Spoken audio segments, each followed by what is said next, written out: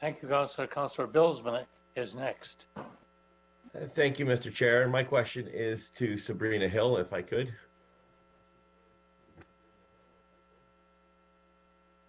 And you'll have to help me when they're ready. Ready. Okay, great. And thank you for your presentation. And I had a question about limitations.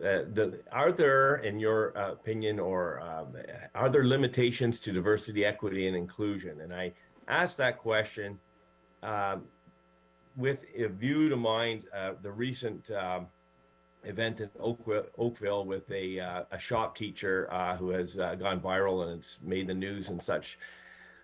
And it's created a conflict, and I have to ask, plumb the depths and explore: are there limitations to what diversity, equity, and inclusion can mean? Through you, And Mr. yeah, I ask you because you're the chair, and so it's very important that I hear your answer. Go ahead, Sabrina. Through you, Mr. Chair. I don't feel comfortable commenting on the teacher from Oakville. I'm unfamiliar with that situation. Could you possibly rephrase the question? I don't know what you mean by limitation.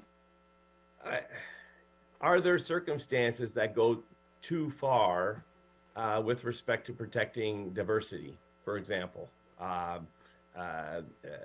You know,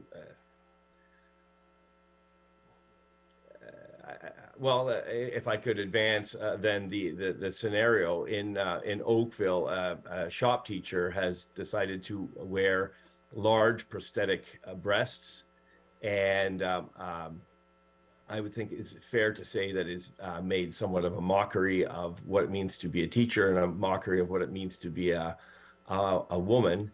And I think that it has created quite an uproar, and I think that was maybe perhaps part of the intention. If you have seen the news, and since it's a current event, it was a great example, I thought, of exploring. The school board, notedly, is backing the individual, the teacher, with a DEI policy. And of course, it's created a storm with the student body and with the parent body. And so I'm wondering, are there limitations? So I'm going to fall back through you. I apologize, Mr. Chair. I'm going to fall back on my training and education in law. I'd rather one guilty go free than I'd rather 10 guilty go free than one prisoner executed. I'd rather us default to a more liberally interpreted action plan or policy or fundamental underlying guideline than to perhaps interpret any kind of action plan too conservatively, and thus potentially re-victimizing or continuing to victimize people who are already in an equity-seeking position. Again, I don't feel comfortable answering in my role as chair. This is I'm answering this from my own perspective, but I believe that I don't think it's. I mean, I don't know this teacher, the motives behind this teacher, but if you're suggesting should we start to adjudicate every single case, no, I don't think we should start to adjudicate every case. One example I will provide. I recognize that this is the United States, so it's not appropriate or similar where we are. But in the United States, some governors, some less progressive governors, have suggested that perhaps we control who uses female facilities, who can use female bathrooms, female change rooms.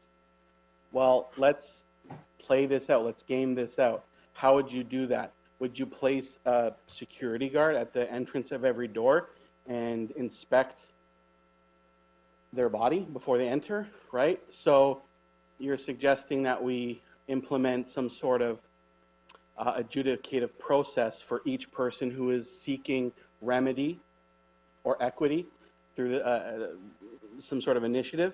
No, I don't think we should. I think we should be as liberal as possible. And I mean, that's That's Canadian jurisprudence. You know, the Human Rights Code is meant to be interpreted or understood liberally. Thank you for your response, and of course, I'm equally uncomfortable asking the question. I do.